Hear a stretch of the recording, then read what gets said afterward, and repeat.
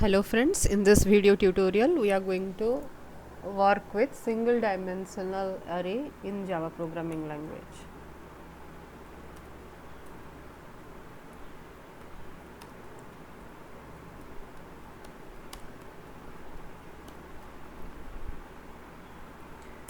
So array is a data structure which allows the developer to store number of elements in a single variable.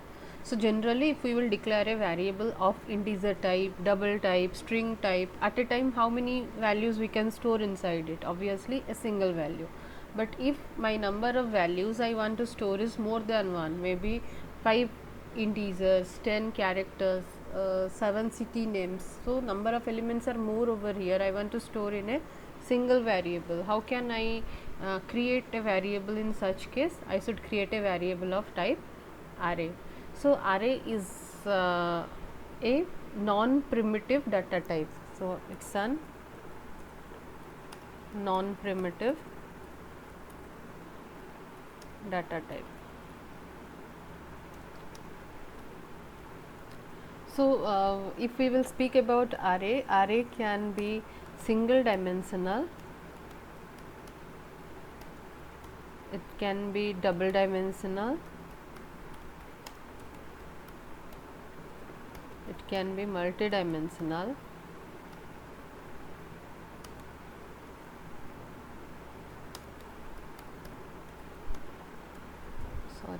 it can be multi-dimensional.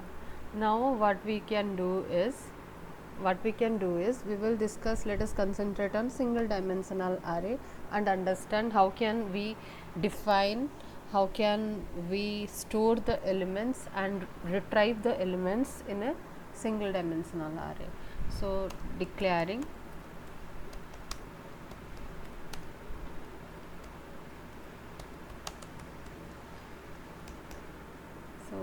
first let us understand how can we store the element in single dimensional array. Let's say I want to create an array with 6 elements. Let's say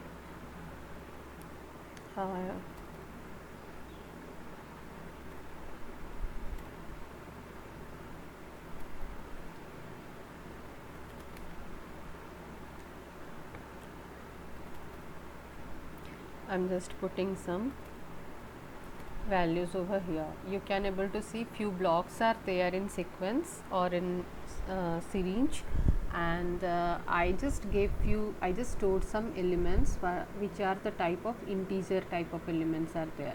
So how many elements you can able to see over here? 4, 5, 6 elements. So each element I can store in a single variable. If it is stored in an array, each element will be assigned to specific index number. Now see how exactly the index number looks like.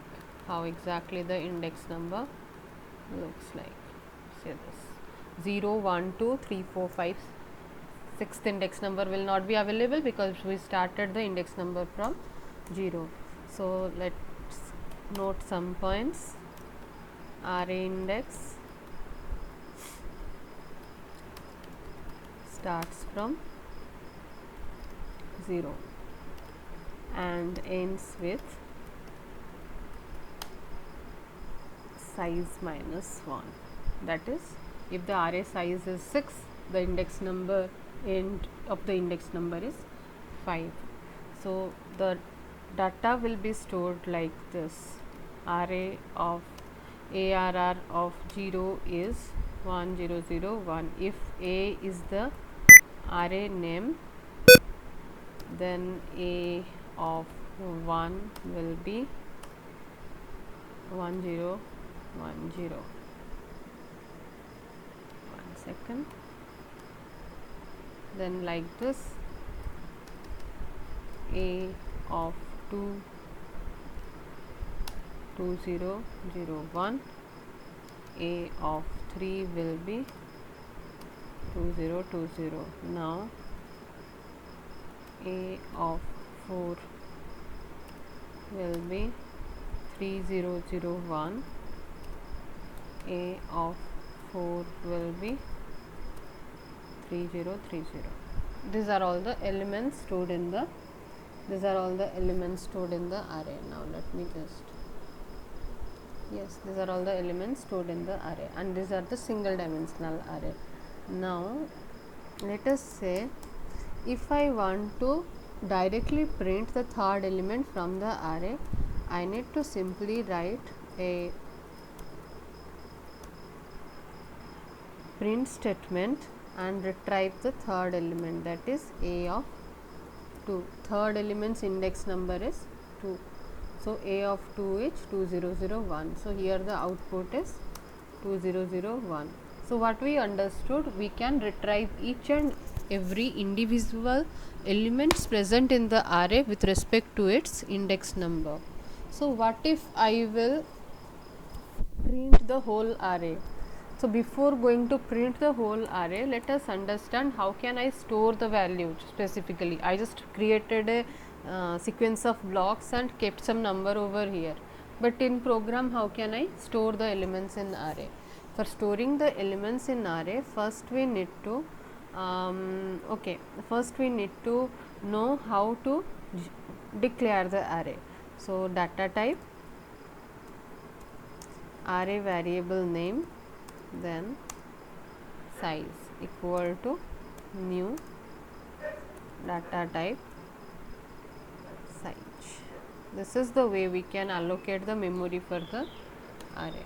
So if I want to, but in this way, if I am writing an array, probably if I want to create an array with 5 integers or 6 integers, I can write integer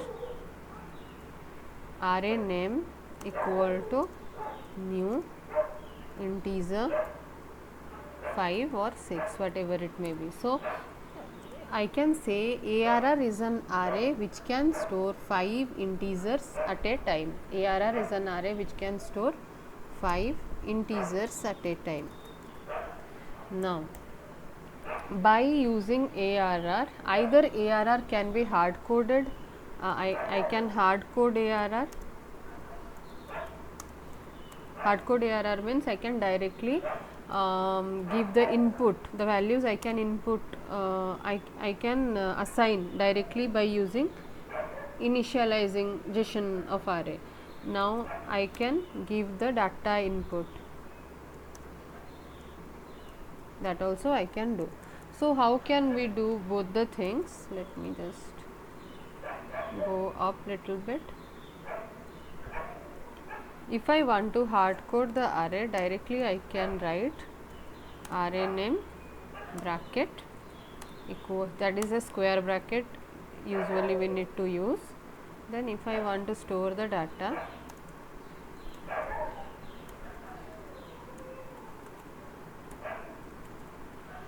so I can store directly the data like this. So this is hard coding the array elements directly. So if we are hard coding the array elements directly, no need to specify the array size over here. Dynamically it will allocate the memory as per the value assigned to the array. Suppose I am entering any other number over here, automatically it will allocate the memory. So dynamically ARR will allocate the memory.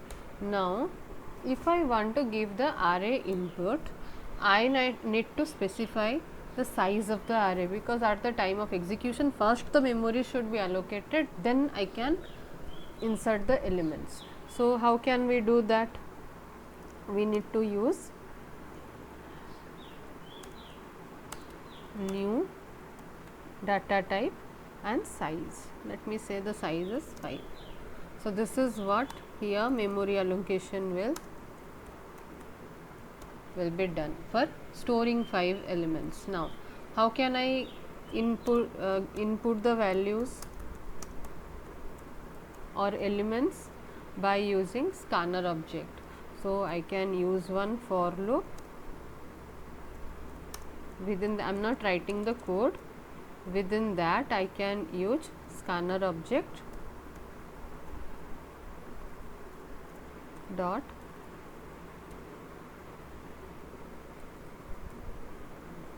next integer method to enter the element into the array. So how it will be stored in specific array? I can write like this. It is, you can treat it as a pseudo code. I am not writing the whole code at a time. Fine, this is the way we can enter. So two things we noticed over here: we can declare the array, we can directly hard code the array, and we can give the array input. While traversing the array, we can use the traditional for loop and we can use for each loop as well.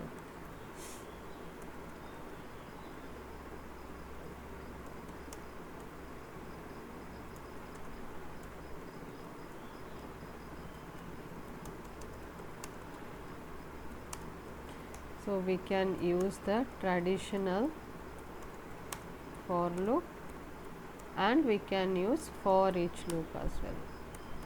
So we will see both the scenarios one by one, and let us go to Eclipse, create the class for working with single dimensional array. So I am creating a class, let us say single dimensional integer array 1. This is what the array name. So next clear it. So this is the template code, and the first scenario is I need to hard code a single dimensional array.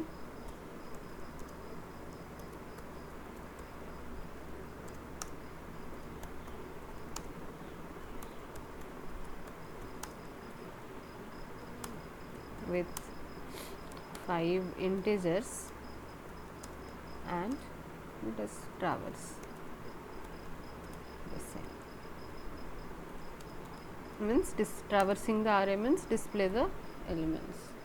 So that is what the job of the code, and let us come back to the body of the main method. Here we need to create a single dimensional array equal to, I want to traverse, I want to initialize, so I am providing some values.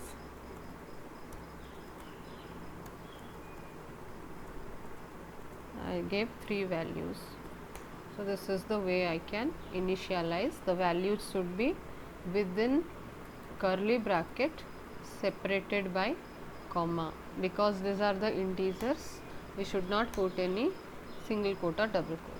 So this is the way we can provide the data.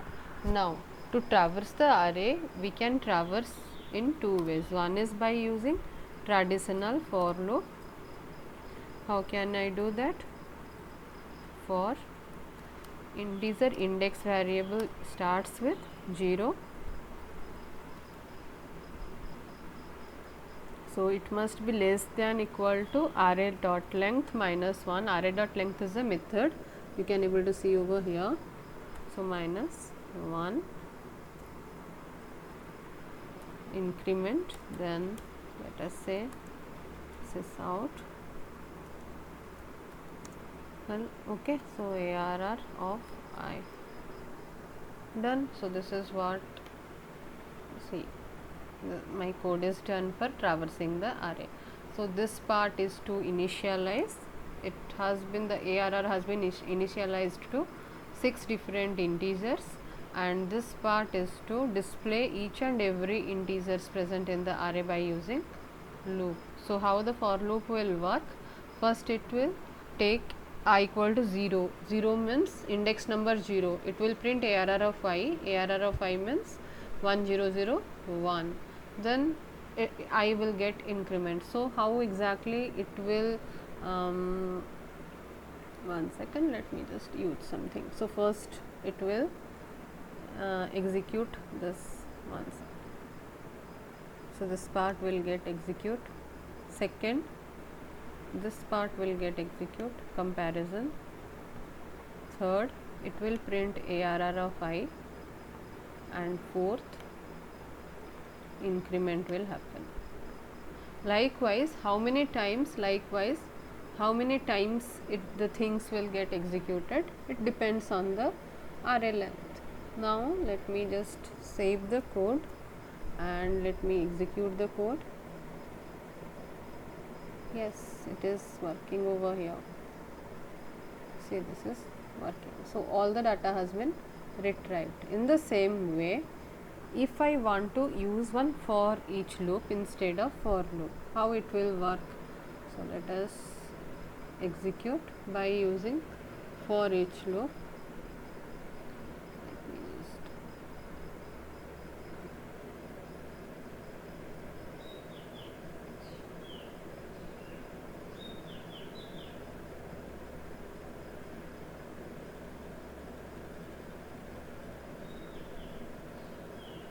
yeah. So if I want to execute using for each loop, how can I execute? So let me comment this block of for loop. Now we will do the same thing using for each loop. For each loop is usually used in Java as well as JavaScript to traverse the array elements and collection data, all the collections. So how can I use it? Integer I colon ARR. So all the ARR values will be tagged with respect to index number. I want to print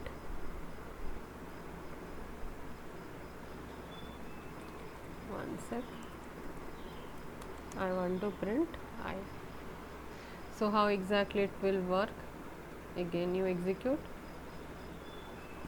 See this. Again it has been, the data has been retrieved in front of you. So this is not a traditional for loop, this is for each loop which is used for traversal of array as well as other collection data structures. Fine. So for each integer I in ARR, print I. So the value will get printed with respect to the index number. Auto increment will happen, again the value will get printed. So in this way also you can print. Now what we need to see is how can we give the input to the array.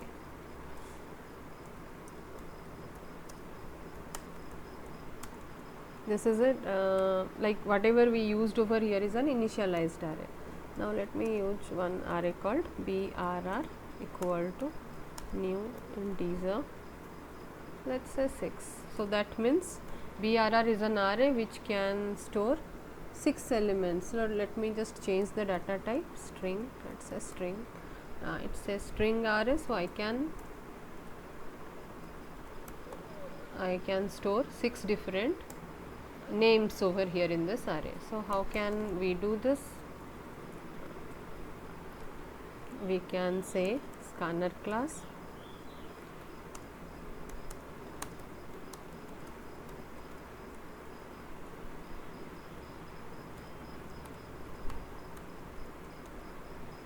yes, this is what the scanner class, and in scanner class, see this, I just import, I gave the import statement. Now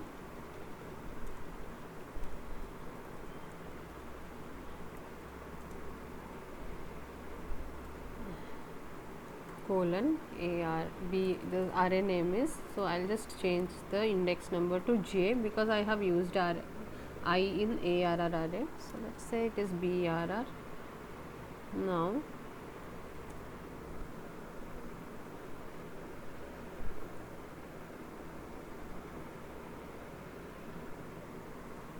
J equal to scanner object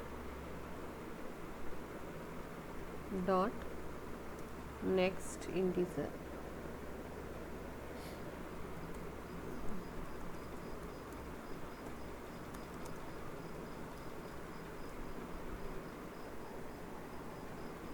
As I am using the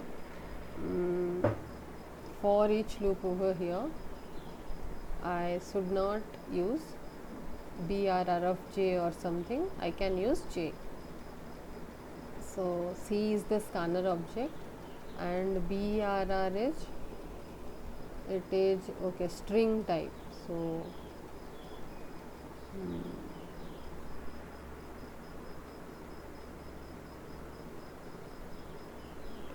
so this is next line probably.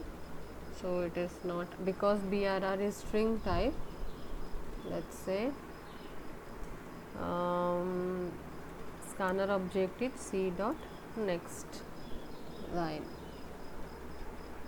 Yes, my job is done. So it will allow me to enter and print the array.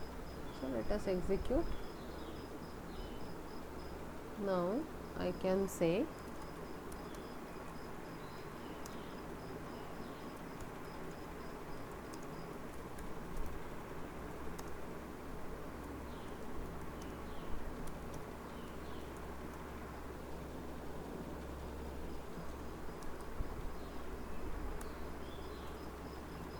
I gave 6 strings and I can able to print 6 strings over here. So this is the way you can enter the elements into the array. Instead of